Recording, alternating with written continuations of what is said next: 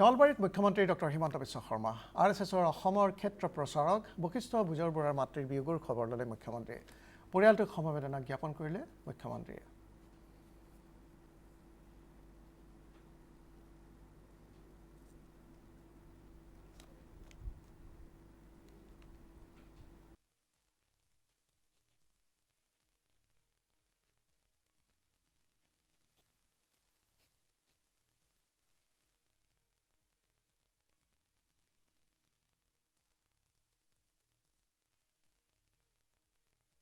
নলবাৰী জিলাৰ বিশিষ্ট সমাজসেৱিকা আৰু সকলোৰে শ্ৰদ্ধাৰ শ্ৰীমতী ননীবালা বুজৰ বৰুৱা ডাঙৰীয়ানীৰ পৰলোক প্ৰাপ্তি হয়।